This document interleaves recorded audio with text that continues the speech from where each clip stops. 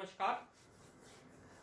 ये वीडियो मैंने बनाया है बच्चों को हिंदी की गिनती के बारे में बताने के लिए। आजकल हम देखते हैं कि बच्चों को हिंदी की गिनती में थोड़ी समस्या होती है। समस्या कैसी होती है कि उनसे बोलो कि बेटा 37 कितने होते हैं, तो उनको समझ में नहीं आता है, बड़ी मुश्किल होती है। वो बोलते हैं कि पापा थोड़ा इंग्लिश में बताना कितना होता है।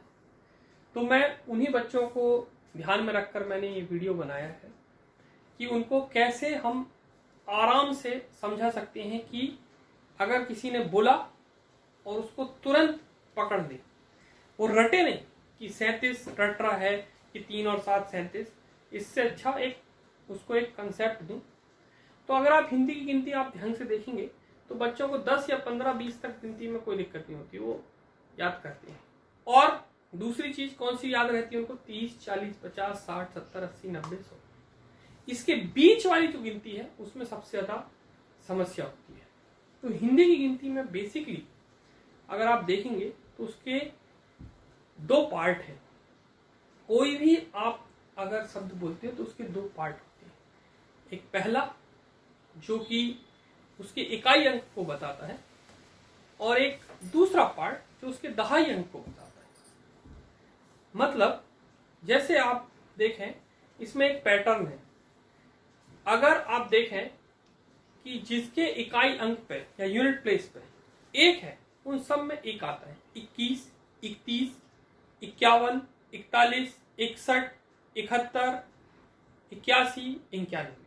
आप 2 के लिए देखिए, 12 22 32 42 52 62 72 82।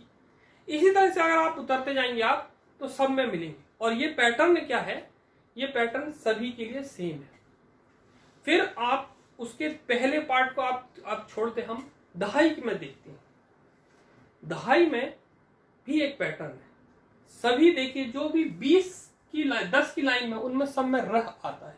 11 12 13 14 15 16 17 18। ऐसे अगर आप 20 वाली लाइन देखें, सब में ईस आता है।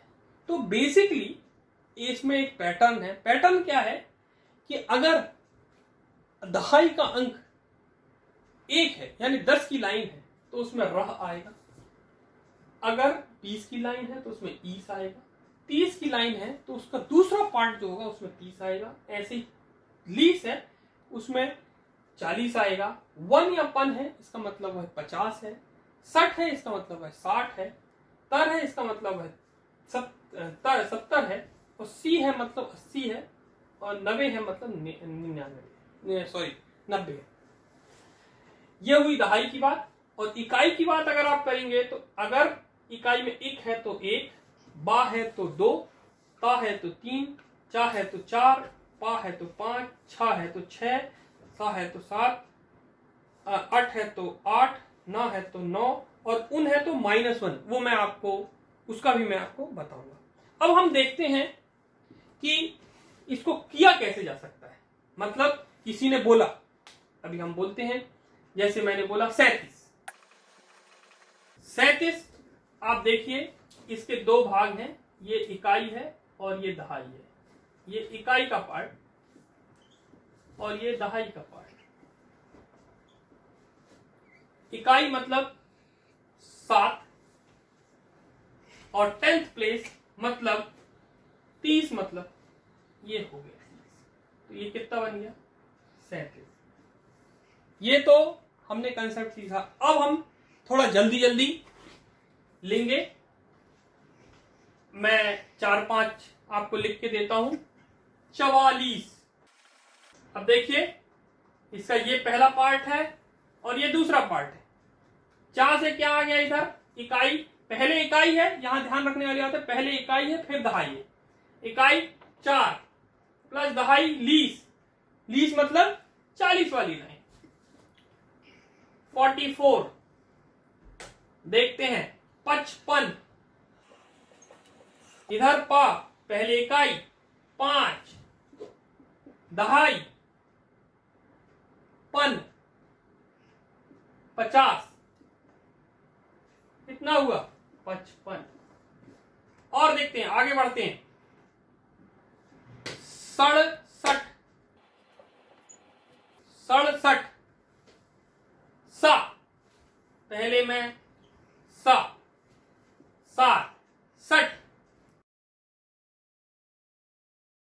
और आगे बढ़ते हैं और एक और देखते हैं। 78, अठ मतलब 8,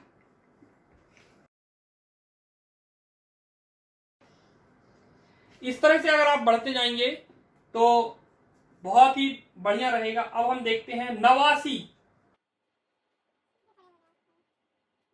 ये इधर पे 9, सी, 89। लेकिन ये कंसेप्ट में एक और चीज है कि अगर आप 9 वाली लाइन लेंगे तो उसमें आता है उन।